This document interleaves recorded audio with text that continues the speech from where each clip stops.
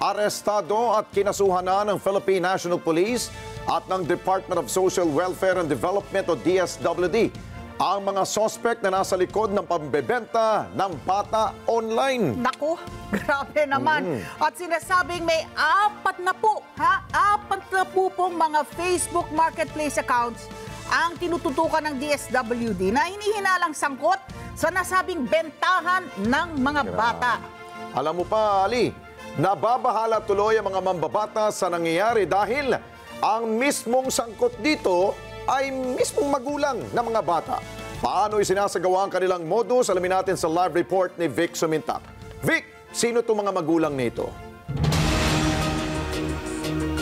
Alex at Ali, hindi dapat na gawing rason ng sinumang individual ang kahirapan sa buhay para gumawa ng isang krimen tulad ng pagbebenta ng bata online. Ito ang naging babala ng Philippine National Police o PNP at DSWD o Department of Social Welfare and Development matapos matuklasan na talamak na pala sa Facebook o online ang pagbebenta ng bata. Naalarma na ang Department of Social Welfare and Development o DSWD at Philippine National Police o PNP sa kaso ng pagbebenta ng bata online. Sa press conference sa DSWD National Headquarters sa Quezon City, sinabi ni DSWD Secretary Rex Gatchalian na kinasuhan na ang dalawang suspect na nahuli ng DSWD at PNP sa isang entrapment operations. Ayon kay Gatchalian, nakakabahalang nangyayari dahil ang involved mismo ay magulang ng bata. Gustong ipaampon yung anak nila, ipopost parang commodity sa Facebook at sasabihin nila, meron akong ganitong klaseng bata at meron bang gustong umampon for a particular price.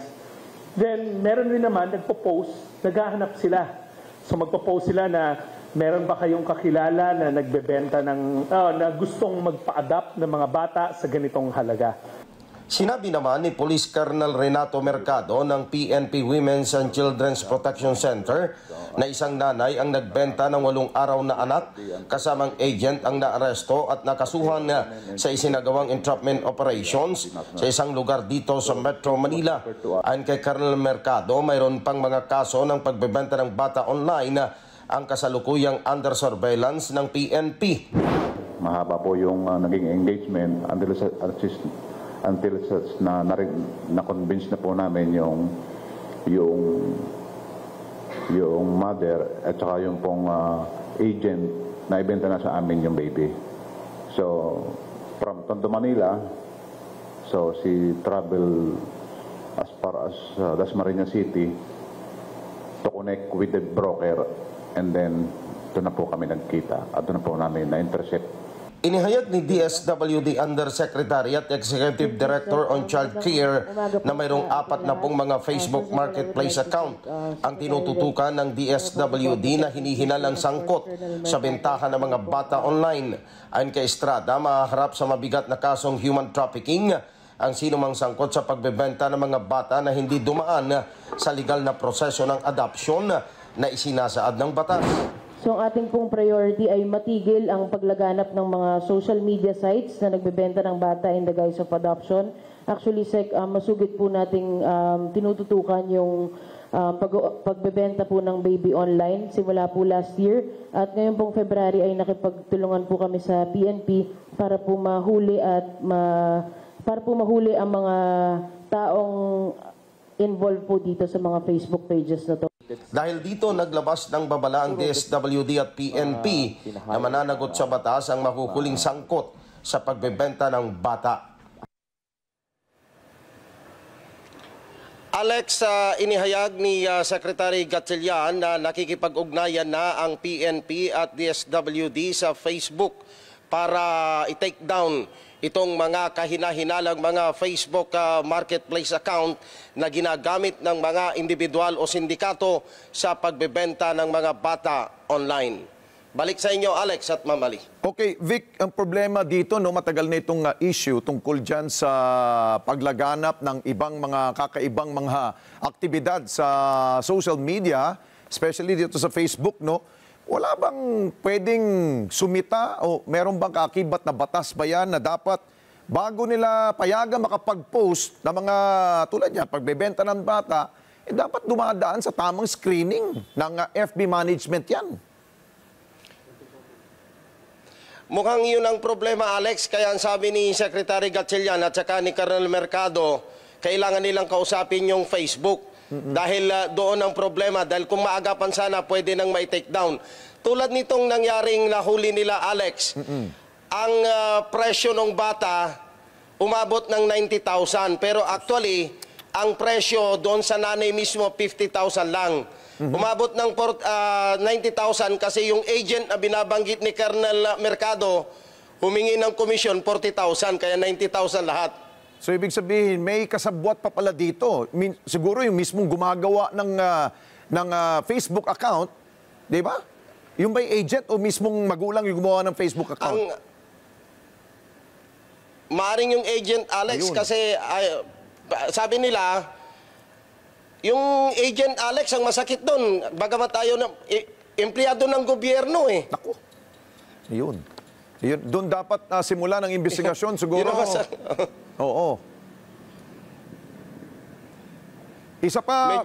Medyo mahirap tong laban na to, Alex. Oo. Isa pa. Nabatid na ba ng otoridad ang estado ng buhay nitong nahuling magulang? Nasa listahan ba nila na ito ba'y tumatanggap ng 4Ps? Na masasabi natin talagang hirap sila sa buhay? Hindi, Alex. Tinanong kanina, sinasabi ni Special Assistant to Secretary na hindi kasama sa listahan ng tumatanggap ng 4Ps o yung AX na tinatawag. Yung Assistance for Individual in Crisis Situation. Kumbaga talagang gawain nito dahil mayroong mga agent na talagang nagsusulsol na ibenta yung anak online. Nako. Pero tiningnan ba nilang background nitong, ano ba to, nanay o tatay itong nahuli? Nanay, Alex. Nanay yung nahuli. Okay. Ano bang background ng nanay? At walong araw pa lang yung bata, ha? Oo. 8-day-old na bata. Tama ba? Oo, tama. Oo. 8 araw pa lang ipanapanganak. So ito bang nanay, hindi ba to lulun sa illegal na droga na maaring yun ang nag-udyok sa kanya para ibenta, para meron siyang pera? Mukhang hindi, Alex, eh. Kasi under custody na siya ng PNP Custodial Center. At yung bata, binawi nila, kinuha ng DSWD for proper disposition. So, linawin na natin, Vic, no? Kung sinasabi ng pamalaan ng DSWD at ng PNP na nalaganap, bakit dalawa pa lamang nahuhuli nila? Ongoing, Alex, yung surveillance operation nila kasi ang sabi ni Undersecretary Janela Estrada, 40 lahat yung Facebook account na naka-under monitor, nakahina-hinala. Mahirap daw kasing i-determine, Alex, kasi kung minsan, sekreto yung usapan eh. Kumbaga mayroon silang mga ginagamit na mga code, kaya hindi basta-basta. Ito lang kasi, nag-comments ito dahil nagpanggap yung pulis mismo, sila yung bibili ng bata, kaya nagkaroon ng entrapment operation. Okay, sa ganitong paraan, kung na-entrap nila at nauhuli yung suspect sa pagbenta, nasa na ngayon ang custody ng bata? Nasa DSWD, Alex. Kinuha ng DSWD. Ayun, mabuti naman. At huwag na ibalik to sa magulang. Irresponsable ang magulang na yun. Oo. Oo, Alex. Okay, maraming salamat sa Vic Sumintak. Mata natin dyan sa DSWD. Maraming salamat sa inyo pong pagsubaybay sa Mata ng Agila Primetime.